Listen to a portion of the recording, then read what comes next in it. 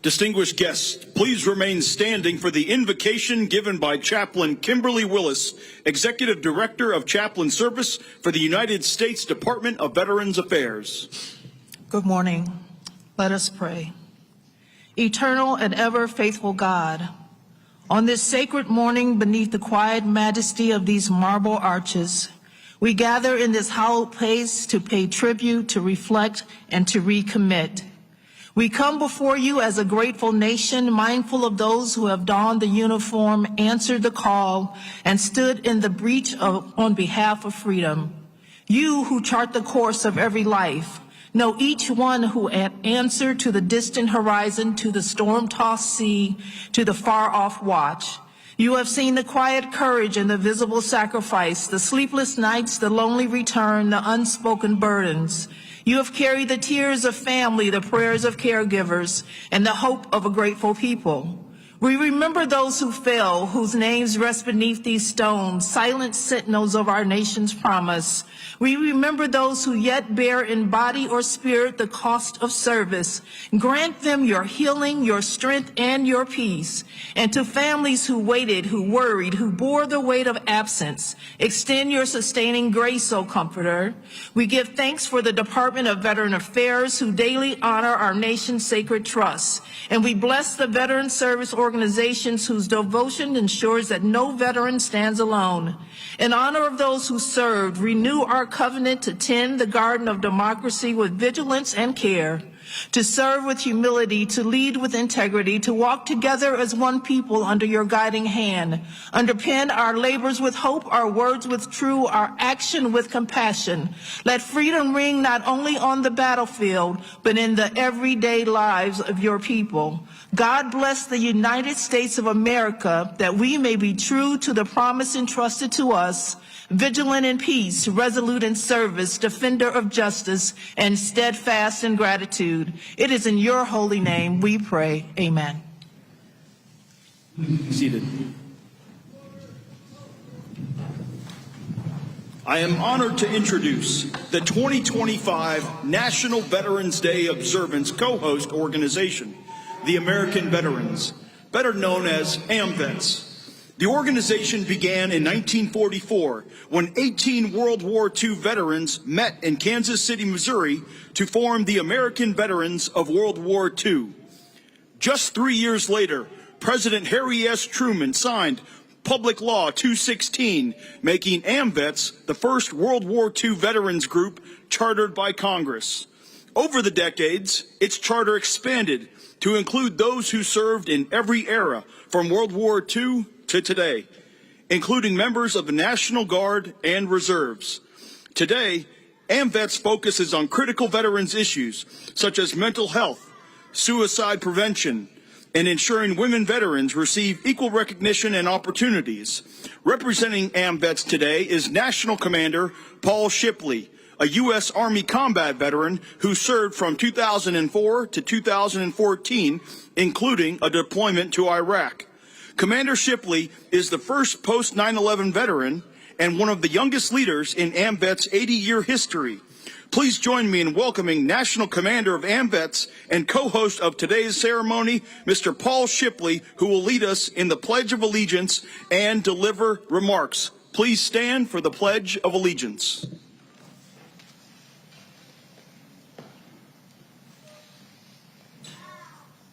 I pledge allegiance to the flag of the United States of America and to the republic for which it stands, one nation, under God, indivisible, with liberty and justice for all.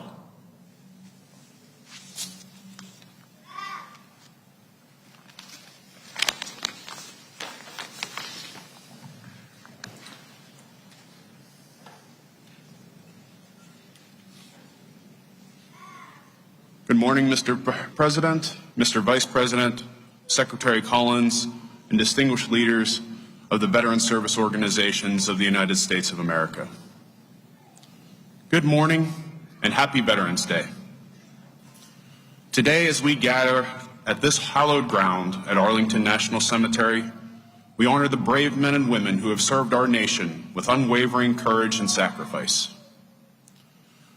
It is a solemn moment of remembrance, unity, and a renewal of our commitment to those that have served.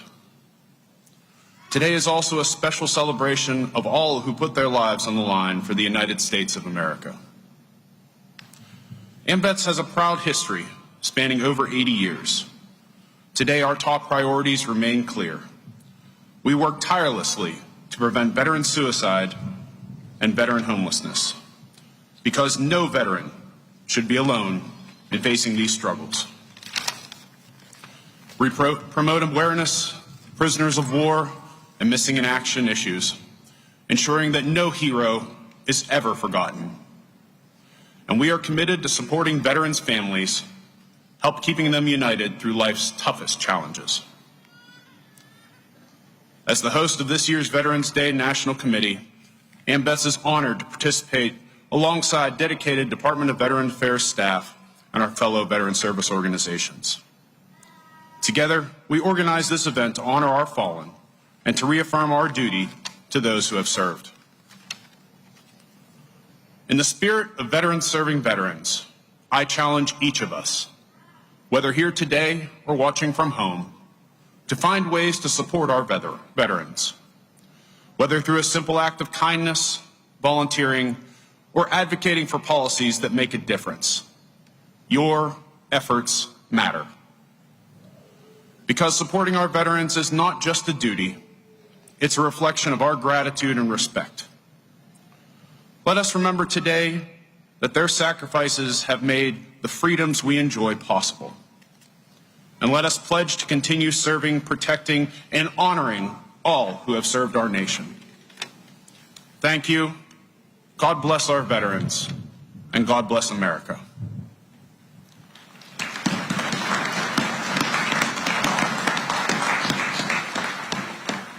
It is now my humble honor to introduce the 12th Secretary of the Department of Veterans Affairs. Secretary Doug Collins is an accomplished attorney with more than a decade of legislative experience representing the people of Georgia in the state legislature and later the U.S. House of Representatives.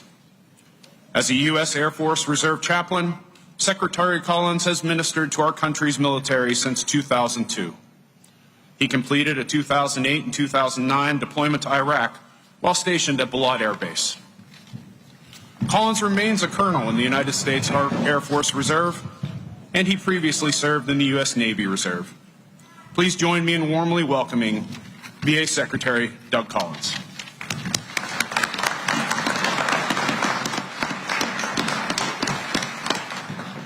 Good morning, everyone. Mr. President, Mr. Vice President, all the VSOs, all of our veteran staff here today, and welcome you to a place in which we honor our veterans, those who have served. I tell you, it was an honor to be here, but it was an even bigger honor just over a year ago when President asked me to take this job. And I asked him a simple question. I said, Mr. President, what would you like me to do? And he looked at me with a simple phrase. He said, take care of our veterans. I tell all the rest of the cabinet, I've got the best job in the world because I get to take care of the best people in the world, the veterans of the United States of America.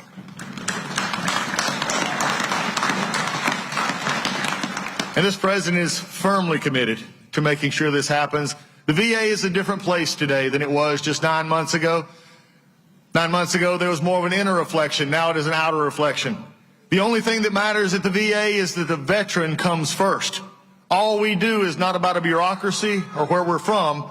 It's about the veteran who walks through our door. Without the veteran, we have no job. The VA now understands that we do nothing else except take care of the veteran and do things for them. And under that direction from the president, we have lowered backlogs. We have increased wait times. And yes, Mr. President, we get them to community when they want to go to the community to see those doctors. And that's all just in the first 9 months. But the best part of this is that there is something to understand. Is that Veterans Day, unlike the others we celebrate, is about everyday people doing extraordinary things. Veterans Day is about men and women who come from small towns, hamlets, villages, and big towns. And they make a decision in their life to raise their right hand and say, I'm committing to something bigger than myself. I am stepping forward where many will not. I am raising my right hand and committing myself to service to a country, as I said just the other day, to make and ensure that our military is the biggest and baddest in the world. Our veterans make that possible.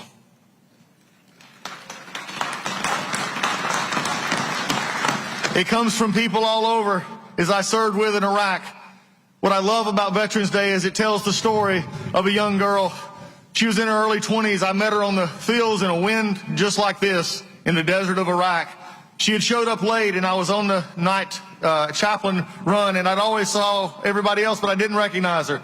And I walked up to the gate, and I said, where have you been? And I said, I haven't seen you here. She said, sir, I'm a little bit late deploying with my troops. I said, well, what was the reason? And I said, you could, I figured, why are you coming in 3 or 4 weeks later? She said, well, sir, just about 2 months ago, I had my daughter. And I looked at her and I said, and you came anyway. I said, you could probably got a deferment of that. She said, no, sir. She said, I'd go where my troops go. I go where they go. And for the rest of the time I was there, we shared pictures of one growing up, a little one taking first crawls and moves, and sharing it in the night sky over Iraq. That is a veteran who serves because they want to serve others. I remember an A1C who was on deployment. He came back and he said, I am now making big money. He said, I can actually help my family, and I can buy Christmas presents for those that didn't get any last year.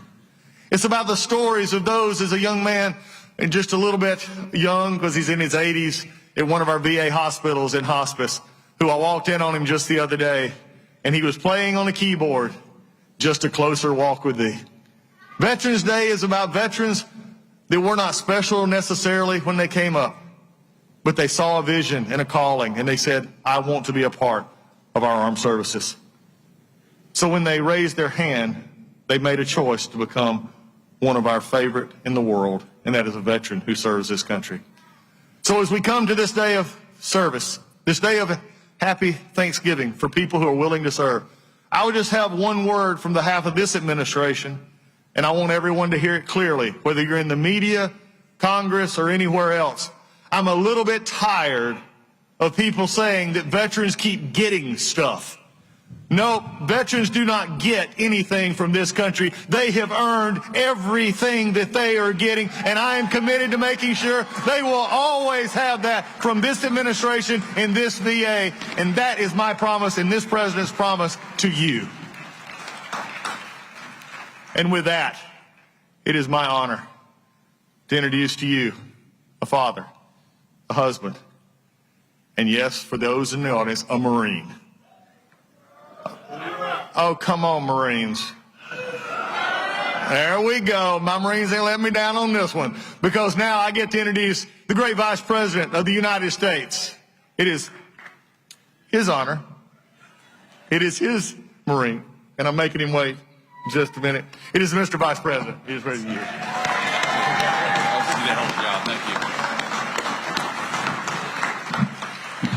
Well, thank you, Doug. You're doing a great job at the VA, and I want to say just a couple of things. I've learned a couple of things from working so closely with the President of the United States. The first thing is that he loves our nation's veterans and has committed our nation's administration to putting our veterans first every single day.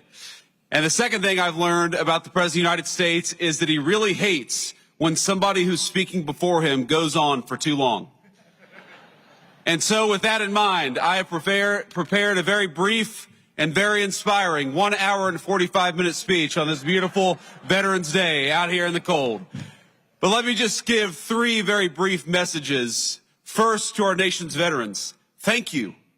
Thank you for serving and sacrificing. We've all got so many good stories of people that we served with over the years. During my 4 years of the Marine Corps, I met the very best of America. People who are willing to put on a uniform and risk their lives for their entire country. Just yesterday morning, I met people who lost limbs, who lost very, very important family members, who lost their psychological health, going out there and serving the United States of America. So whether you gave a little bit or whether you gave a lot, every single person who put on the uniform of this nation deserves our gratitude on this day especially, but every day. And so from the Vice President and the entire administration to our nation's veterans, thank you for your service, thank you for your sacrifice, and thank you for making us proud every single day.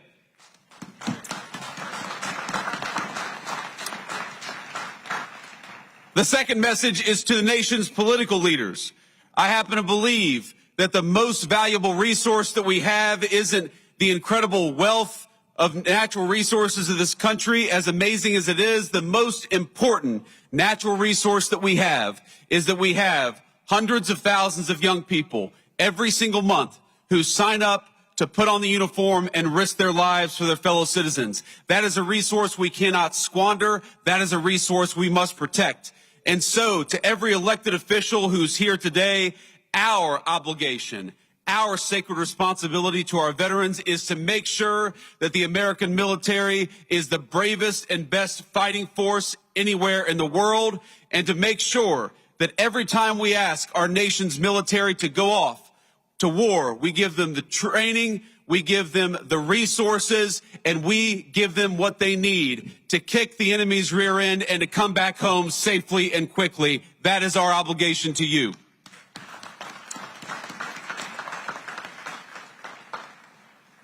And my third and final message to the American people, I'm asked all the time how to best honor our veterans. And this day in particular gives you an opportunity, and it doesn't have to be difficult and it doesn't have to be complicated. If you find yourself at a restaurant this evening and you see somebody wearing a uniform, buy them a meal if you're able, or buy them a beer.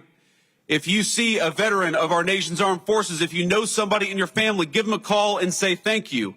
I heard already this morning from my mother-in-law who sent me a message early California time, and it touched my heart. Just knowing that we have loved ones who recognize our service, who care about it, and who care enough to go out and say thank you.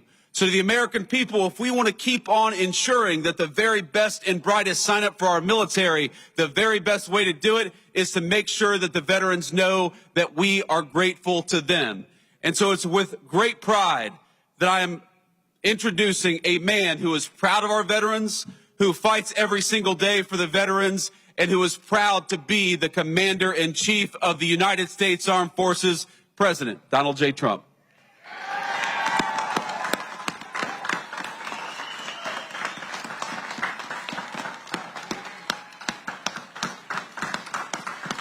Thank you, J.D. Thank you very much to our great Vice President. It was a good decision I made. This morning on these hallowed grounds where generations of American heroes rest in eternal glory, we gather to fulfill the sacred duty of every free man and woman. On Veterans Day, we honor those who have worn the uniform, who have borne the battle, who have stood to watch, and whose ranks have formed the mighty wall of flesh and blood, bravery and devotion that has defended our freedom for 250 years. Today, to every veteran, we love our veterans, we say the words too often left unsaid. Thank you for your service. Thank you very much.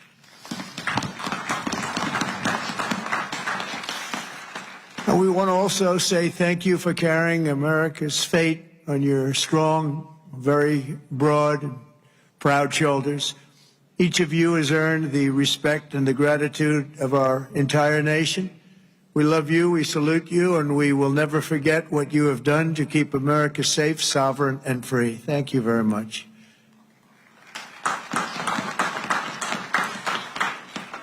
And we're also honored to be joined by a great man. He will go down as a great man someday. Speaker Mike Johnson. Speaker. Wherever you may be, Speaker. We love you, Speaker. There he is, right there. Good. Got a good location. He always gets a good location. And congratulations to you and to John and to everybody on a very big victory. We're opening up our country. Should have never been closed. Should have never been closed. I want to thank Secretary Doug Collins, who's outstanding, just done a fantastic job for the veterans. We have a 92% approval rating. We took that up from 38% from a certain previous administration that we won't mention. Also, Secretary of War, we like the sound of that better than the other. Secretary Pete Hegseth. Pete, thank you very much. Thank you, Pete. Great job. Our great Attorney General, Pam Bondi. Pam, thank you very much. Thank you. Secretary Doug Burgum. Doug, thank you. Thank you very much for being here, Doug. The #1 energy person anywhere in the world, acknowledged. I was amazed that he took the job, and he did it without hesitation. What he gave up, what Doug gave up, what all of them gave up, nobody would ever know. But Secretary Chris Wright, #1 anywhere in the world, acknowledged. And drill, baby, drill, Chris, right? Drill, baby, drill. The energy prices are way down, and they're going further. Secretary Linda McMahon, Education, moving education back to the states, Linda, right? Getting it back to the states where it belongs. Secretary Laurie Chavez DeReamer, thank you, Laurie, very much. Director Russ Vogt, Director, thank you. What a good job he's doing. Cutting, but fairly cutting. Director Tulsi Gabbard, thank you, Director. Ambassador Jameson Greer, what a job he's done. We've taken in trillions of dollars in tariffs, and we want to keep it that way. It's been good for our country, I can tell you, including national security. General Dan Kane. General, thank you. He's a real general. And congratulations on wiping out the nuclear capability of Iran in about a matter of seconds once they got there. They traveled a total of 37 hours, but once they got there, they were very quick. And also to many other very distinguished guests. We have an amazing group of people. I'd like to name every one of you, but I think a lot of people would be upset. It's a little cold.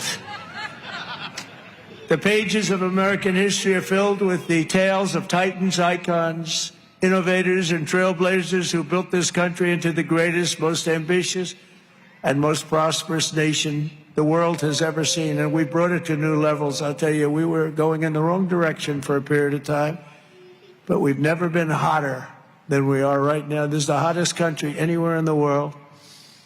Yet every captain of industry, every pioneer of science, and every star whose brilliance has lit up the lights of Broadway all share one thing in common. They only had the chance to soar because the veterans had the courage to serve. They took care of those people. They took care of all the stars.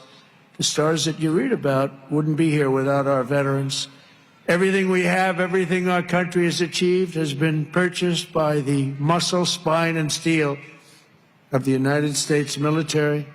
We owe it all to the fierce and noble men and women of the Army, the Navy, the Air Force, Space Force, Coast Guard, and the United States Marines. Here's a guy.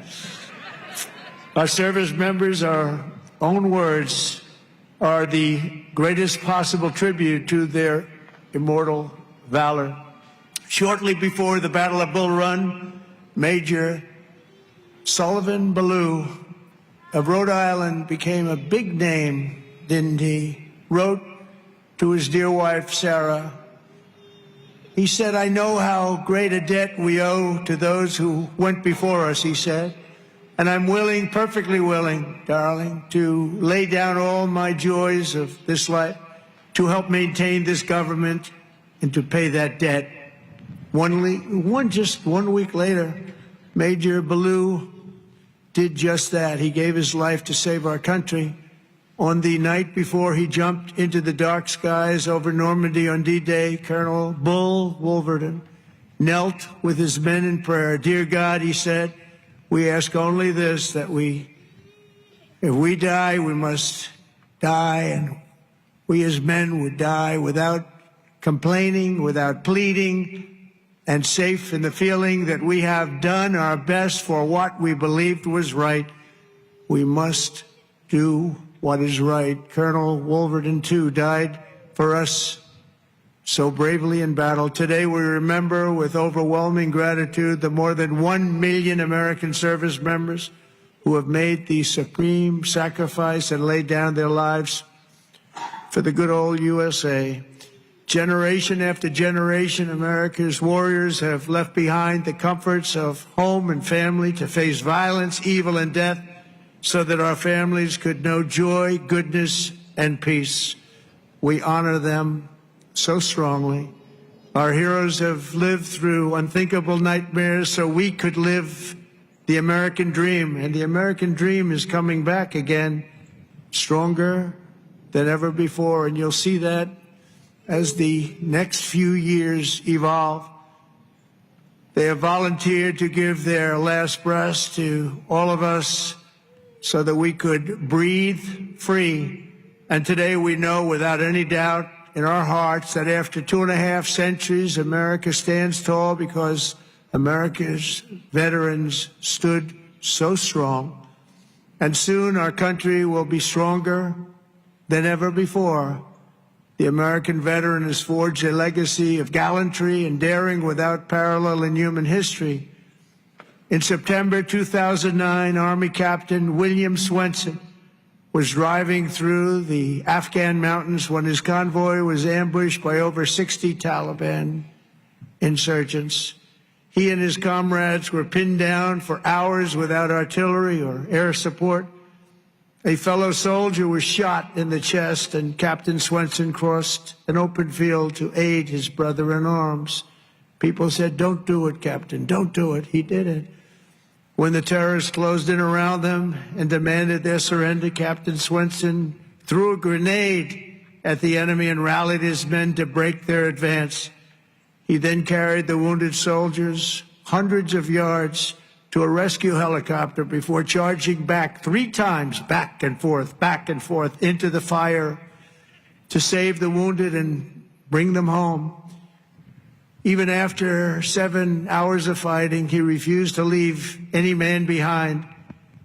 Retired Lieutenant Colonel William Swenson is here with us in Arlington, and for his actions that day, he proudly wears the Congressional Medal of Honor. Colonel Swenson, thank you very much. Thank you very much, please. Thank you. Thank you very much.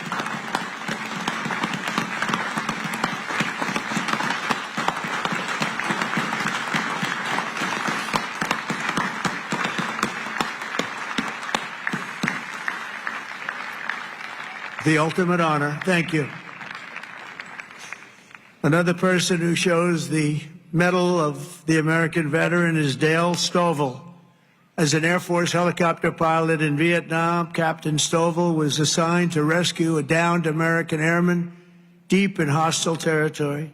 Despite the extreme peril, Captain Stovall took off in his HH-53C helicopter and soon came under intense fire, forcing him to turn back.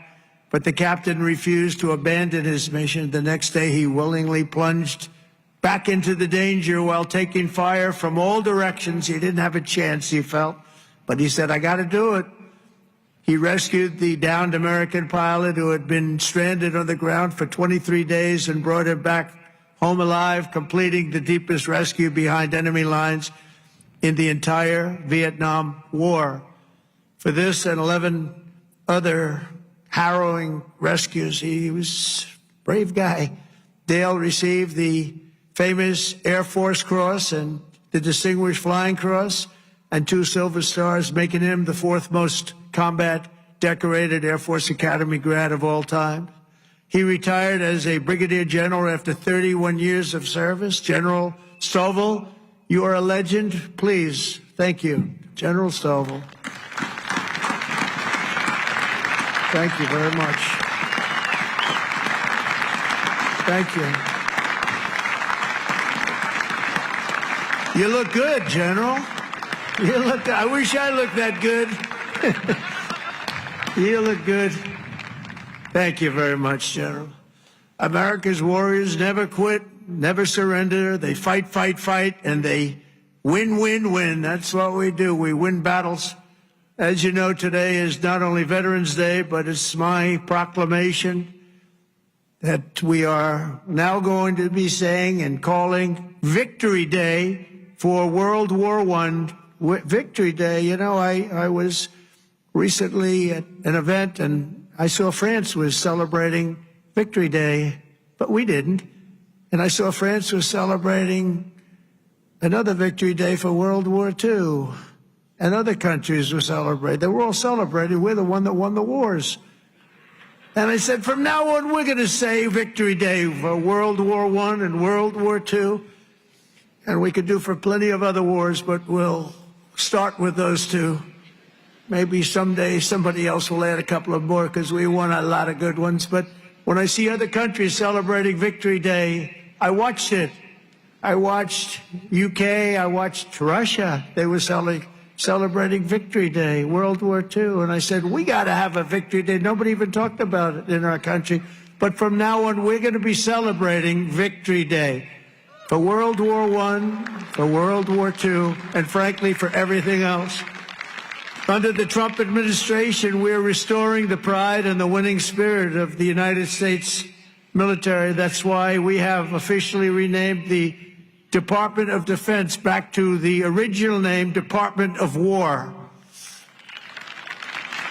And remember, we won World War I, we won World War II, we won everything in between, we won everything that came before, and then we brilliantly decided to change the name of this great thing that we all created together. And we became politically correct. We don't like being politically correct. So we're not going to be politically correct anymore. From now on, when we fight a war, we only fight for one reason, to win. We fight to win. But under my leadership, we're also fighting for the great veterans who have always been there for us, and especially when we needed them and needed them most. In 9 months, the Trump administration has cut the backlog of VA benefit claims in half. That's a big achievement, and Doug is going to get it down to zero.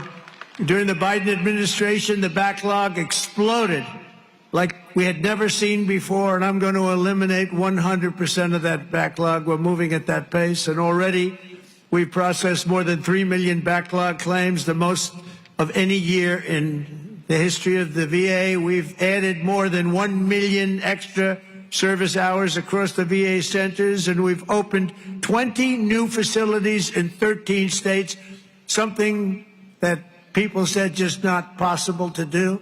We also have brought back VA choice and VA accountability, taken away by the Biden administration, so that when you have to wait online, you go out and you get yourself a doctor. We pay for the doctor if you have to wait. And the other thing is we fired thousands of people who didn't take care of our great veterans. They were sadists, they were sick people, they were thieves, they were everything you want to name, and we got rid of over 9,000 of them. And then when Biden came in, he hired them back, many of them. But we got rid of them. And I think we got rid of them permanently. We replaced them with people who love our veterans, not people who are sick people. We're also confronting the challenge of veterans' homelessness. And earlier this year, I signed an order establishing the National Center for Warrior Independence to house up to 6,000 veterans in need. And we will not stop until we have ended the tragedy of homeless veterans once and for all. I'd see in New York where people that came into our country illegally, would be put up in hotels, and veterans would be sitting on the sidewalk outside of that hotel where these other people are put in. And many of the people that came in were put in from prisons. They were murderers. They were drug dealers. They were people that we didn't want in our country. They were staying in hotels, luxury hotels, and our veterans were sitting on the sidewalks watching them go in. I said, that's never going to happen under this administration. I also signed the VA Home Loan Program Reform Act, because no veteran should be kicked out of their home for what they call a late payment. It's not happening. And I'm pleased to report that since January, the veterans' unemployment rate has fallen by more than 26%. That's amazing. Work hard on that.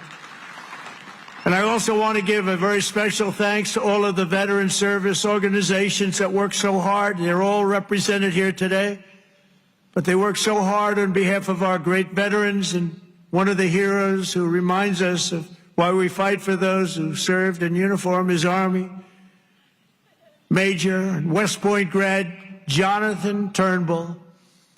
In 2019, Jonathan was conducting an operation in Syria when a suicide bomber approached and detonated his vest, leaving Jonathan gravely wounded, so badly wounded they thought he had no chance. The injuries were so severe the doctors gave him, everybody, they just looked, they all cried. They knew him, they loved him, and they were just crying.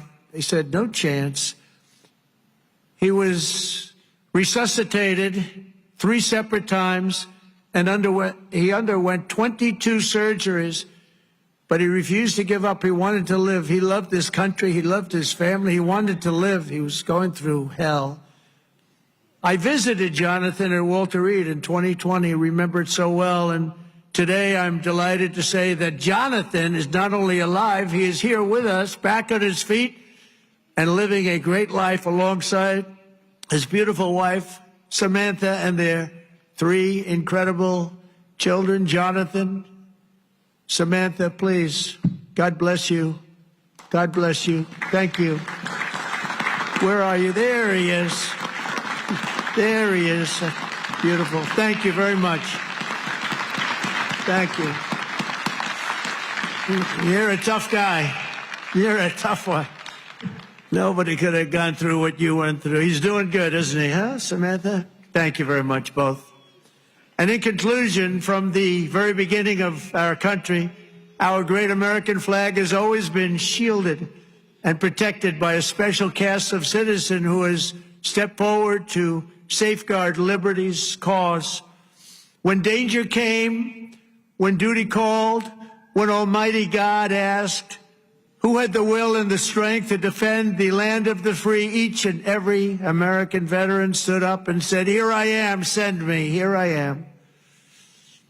They've come from every corner of this nation, from the cornfields of Iowa to the hills and valleys of California, from the steel towns of Pennsylvania to the vast plains of Texas, from the banks of the mighty Mississippi to the 5 boroughs of New York City. With selfless commitment and unyielding conviction, they made themselves America's ramparts and became the shield between our homeland and those who would do us harm. With everything they had, they did one thing above all else. They put America first. On the decks of destroyers, beneath the thunder of cannon fire, in the cockpits of our beautiful B-2 bombers. Aren't they beautiful now? We respect them so much. What a job they did. That in an instant completely obliterated Iran's nuclear capability, of which we have just ordered, I have to say, many more of the updated versions of that incredible piece of art. They defended the American Republic, dispensed American justice, crushed the enemies of freedom, and vanquished the forces of wickedness and evil. That's what we've been doing. Because of what every veteran has done today, the flame of liberty shines bright. The people of our nation sleep safe. The American dream surges forward, and our magnificent destiny stands more splendid and glorious than ever before. So I want to say thank you once again to every American veteran. You are very, very special people and always in our heart. And thank you very much, and God bless you, and God bless the United States of America. Thank you very much. Thank you, everybody. Thank you very much.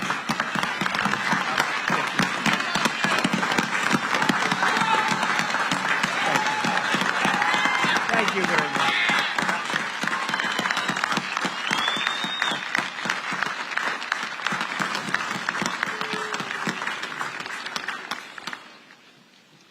Distinguished guests, please stand and join the United States Army Band and Chorus in singing God Bless America, and remain standing as we retire the colors.